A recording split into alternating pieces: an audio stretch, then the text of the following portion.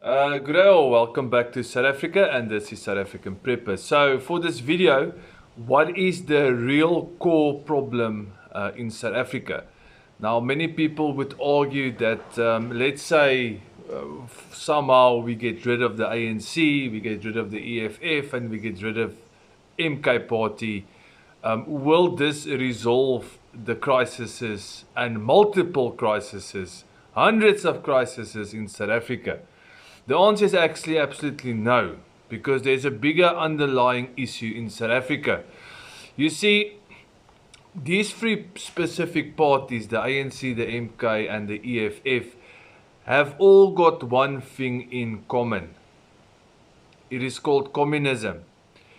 It is called the idea that everything needs to be centralized, everything needs to be managed and run by the government.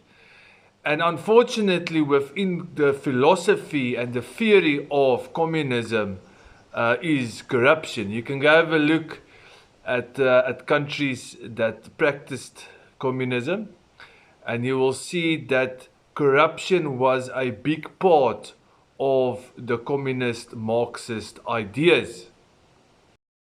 You see what parties like the ANC and the MK and EFF have done is they have taken communism and they have Africanized it. So what they've done is they have taken the idea of communism and they've changed it up a little bit so it fits into Africa and the African idea. And remember now that communism's main target, okay, is to have a central power structure that controls everything, okay? Everyday life, everything that you do, they want to be able to control that. And the one method they use is pure and simple what we call brainwashing. They are trying to teach children and teach young adults certain things that will only benefit the structure that is ruling the country. I'm going to tell you a story now, and it's a true story. It's a Zimbabwean story. I'm going to try and keep it short to try and illustrate to you how they corrupt the minds of the youth of today. And this actually leads to the destruction of a country like Zimbabwe, and South Africa is going that way as well. So this story goes as follows, and it's an actual fact, it's a true story. It's a white farmer in Zimbabwe, okay? We're not going to go into the details, but what happened in the early 2000s is that this farmer had a black child growing up with him, most possibly one of his farm workers, and he decided that he's going to take extra care of this child. He sent him to school, he sent him to university, and in the early 2000s, when this young man was now grown up, he got a university degree in Harare or something like that, the ZANU-PF issued official paperwork to start taking land from white farmers. And as you know, Zimbabwe at that stage had about 4,000 white farmers, for which the size of the country is quite a lot, and they were extremely productive. So this young black child was influenced so much by the philosophy of communism that when they went to this specific farmer's farm, he was present and handed over the letter that said you need to remove yourself within the next 2 hours from the farm because the government is taking your land. Okay? So the story continues. I'm not going to go into much detail. What I'll do is I'll tell the full story on our other channel, Patriots of South Africa, because it's very interesting.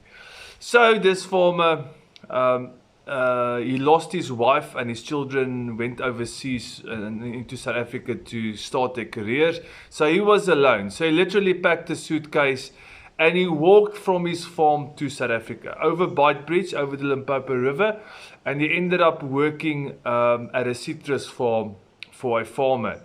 And as the years progressed, he worked himself up in this massive citrus farm. He became a foreman. He got a house, he got some extra money, and he started renting a plot where he could plant, because this specific farmer's speciality was maize, sorghum, and sunflowers. He was extremely in love with soil, and he was extremely good with planting these crops. So he rented a piece of land and he started producing again, producing for himself. As time progressed, this farmer stored up all of his harvested, or all of the produce that he harvested, like the maize. And one day he walked into a bunch of Zimbabweans that also crossed the border. They were literally starving. They were hungry. They crossed the border. They had no hope, because at that stage Zimbabwe was bleeding. There was no food. There was hunger going around in Zimbabwe. And he started, out of the goodness of his heart, giving grain or maize to some of the Zimbabweans. And this story is in short. And amongst those Zimbabweans was that same boy that came to confiscate his land.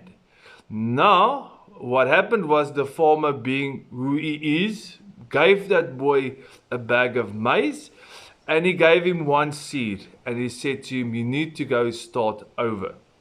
So what is the lesson that we can learn from this story? The lesson is that communism corrupts, and even if we get rid of the ANC, the MK and the EFF today, which won't happen, but let's say we can get rid of them, the idea that has been instilled into many young black people are that to become a politician and to become part of the communist idea would grant you certain privileges. And in this example or story, this young black boy for a short while got the privileges, but then the consequences started.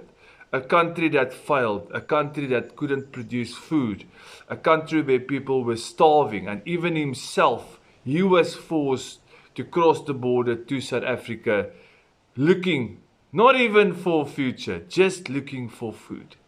This is South African Prepper. Please like, share and subscribe, and God bless.